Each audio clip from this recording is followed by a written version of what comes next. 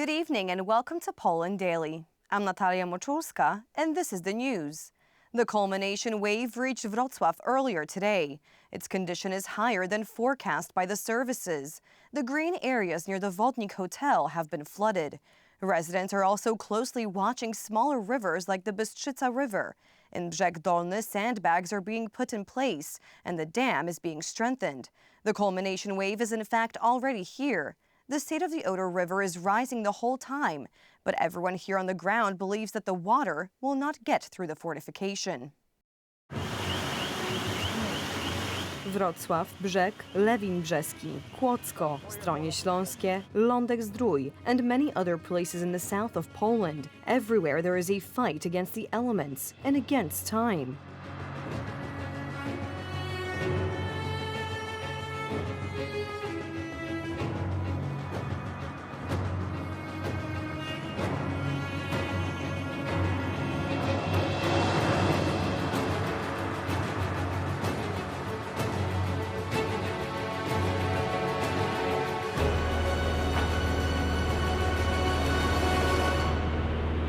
A tragic situation in Lądek-Zdrój. Houses are flooded, cars are submerged, people have lost their belongings. The flood has literally devastated the town. Desperate people ask for help. The needs are very extensive, but I say everyone has different needs. I think for now it's the heavy equipment that will decongest our city, and then the restoration of infrastructure, the water supply here, gas. Also here in nearby Radochów, almost the entire village was washed away by the force of the element.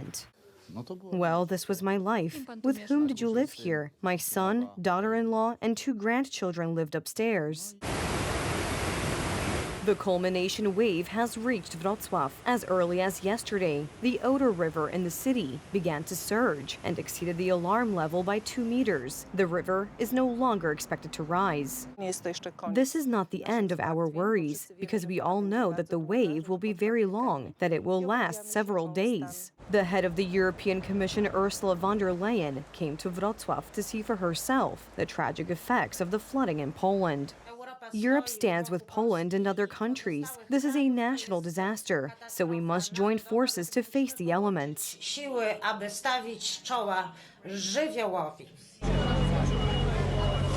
The action of laying sandbags in the suburbs of Wrocław at night. Services and residents shoulder to shoulder defend the threatened areas. Where the situation is most difficult, the army enters. Priorities for today are evacuation of the population in Głębocko, Żelazno, and Lewin Brzeski, in addition to strengthening the embankments, further clearing of the areas.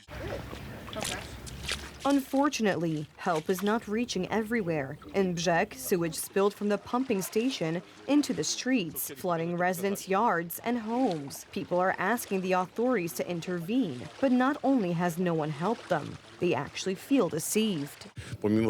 Despite the fact that we informed the city authorities and someone from the waterworks, they didn't see it as a problem, and they said it was water from the Oder River, which is trickling out somewhere. I don't have my fiancé's phone here because I would show how a piece of white cloth fell into the water for a second, and he pulled it out. You don't want to know what it looked like. We can only guess, like used toilet paper, after doing you-know-what. In other cities in the Opole region, Nysa or here in Głuchołazy, the situation is also difficult. The water took away what was important to people, although the most important thing is that it didn't take lives. It's not about the furniture anymore, but I have grandchildren. Their toys are impossible to get back. Sometimes it's not about the big things, but the little things. The good news is that there is currently a change in the weather over the flooded areas.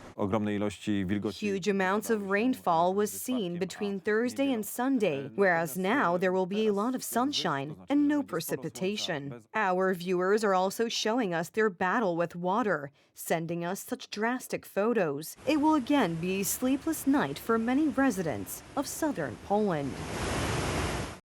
Hungary and Italy are also facing floods. The torrential rains that are now sweeping across southern Europe are causing catastrophic flooding.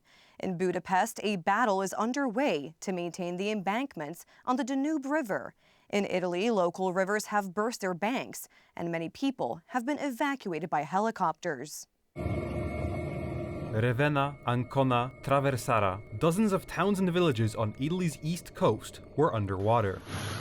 Water levels rose several meters in just a few hours. In one rescue operation, a firefighter died while trapped in a flooded truck. In many places, emergency services had to evacuate residents from flooded homes. In total, more than 1,000 people needed help.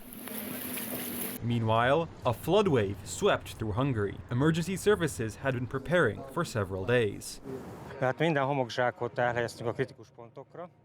We put sandbags in the hotspots. The water level was predicted to be 8 meters, then updated to 837 centimeters, but we still built barriers up to 8.5 meters. There were places where such sensitive points had to be raised for safety reasons. In particular, the Danube is rising dangerously as it receives a flood wave from Slovakia, and in many places, water is pouring into the riverbeds that flow into the Danube, causing local flooding. The task of the authorities, emergency management, the army, the interior ministry and volunteers is to monitor the flood wave from the Leita river at the westernmost point of Hungary and further south until it leaves Hungary towards Serbia. We intend to increase the tried and tested disaster relief fund to 1 billion euros. This will provide more financial support for all those affected by the floods, both individuals and businesses. The Czech Republic is already receiving funds from the EU aid program. The country is in the process of assessing the damage, which, according to preliminary estimates, could exceed 17 billion crowns. Kamil Trzaska, Republika.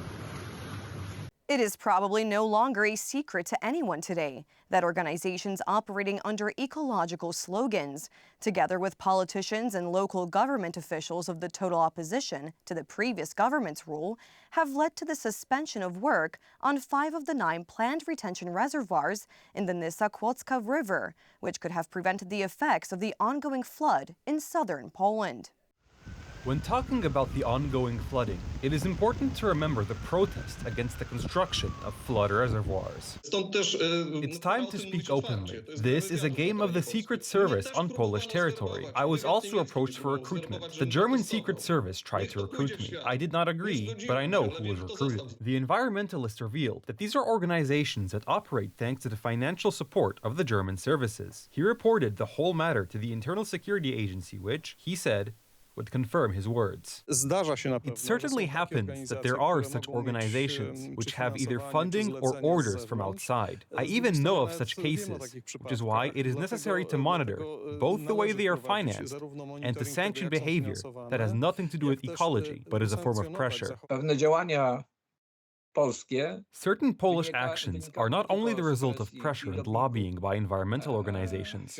These processes are closely connected with the capabilities of the German services, especially the Federal Intelligence Service. Regarding the actions of the German services in Poland, we called the spokesman for the coordinator of special services. Czy polskie służby prowadzą także zabezpieczenie chociażby inwestycji także z tego kierunku? Do the Polish services also secure investments from this direction? Of course, that's what I'm saying. Send these questions to the Internal Security Agency and they will answer you, I promise you. By the time this material has aired, we had not received the promised answer. 5 years ago, when the then Law and Justice government unveiled plans to build a network of 9 reservoirs in the Nysa-Kłodzka Valley, there was an uproar. Politicians and so-called environmental organizations were on the scene.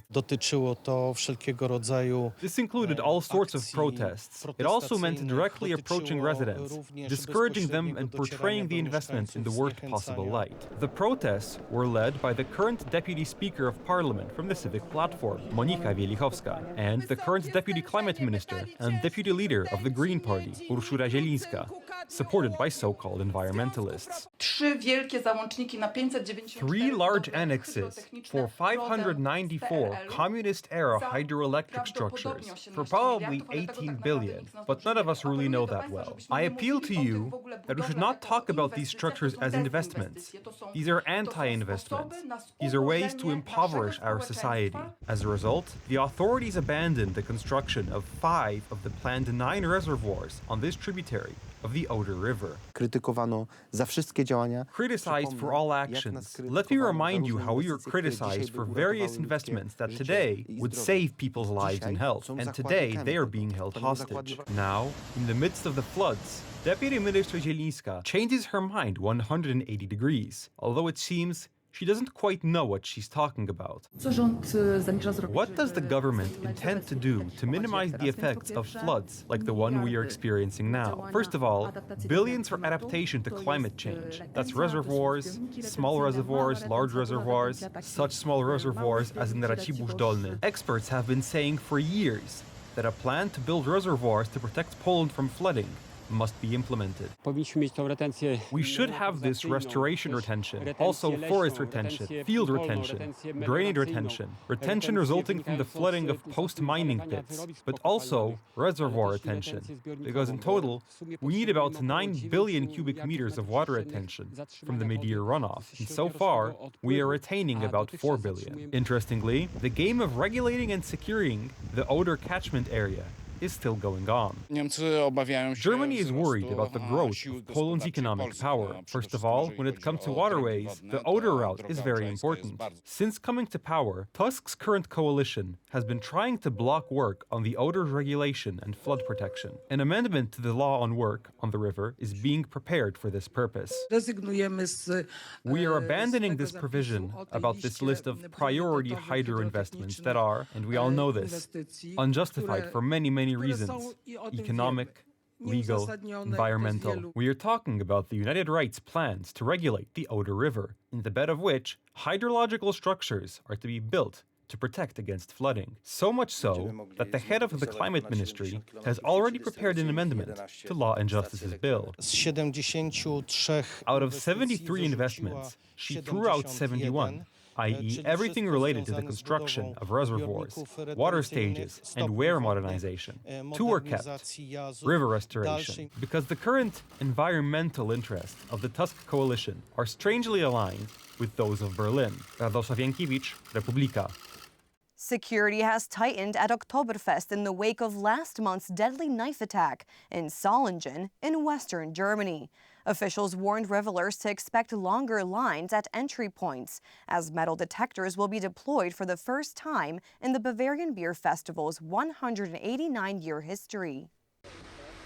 Authorities say there are no specific threats to the world's largest folk festival, which begins Saturday with traditional keg tapping in Munich and runs through October 6th. Some 6 million participants, many wearing traditional clothes, are expected over the course of the event. The stepped-up security comes after an August 23rd attack in Solingen that left 3 dead and 8 wounded. A 26-year-old Syrian suspect was arrested. He was an asylum seeker who was supposed to be deported to Bulgaria last year, but reportedly disappeared for a time and avoided deportation.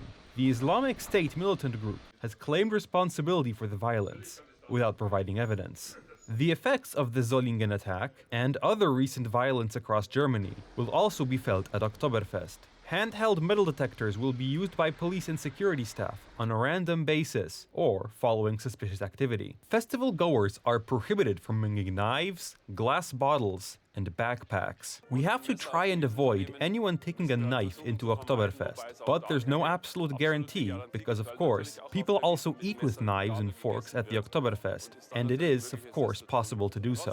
Nevertheless, we have to prevent someone from bringing in a knife or other dangerous objects, and that was the reaction to Solingen in particular. The head of Munich's Department of Labor and Economy organized the Oktoberfest event, and this is what he had to say about this year's security measures. We have several thousand police officers in uniform and in plain clothes, and several thousand security staff. I think that shows that the Oktoberfest is a very safe public space. I would say that it is not only the safest place in Germany during the 16 days of the Oktoberfest, but above all, the safest folk festival in the world. In addition to some 600 police officers and 2,000 security staff, more than 50 cameras will be spread across the grounds of the festival, which will be fenced off as well.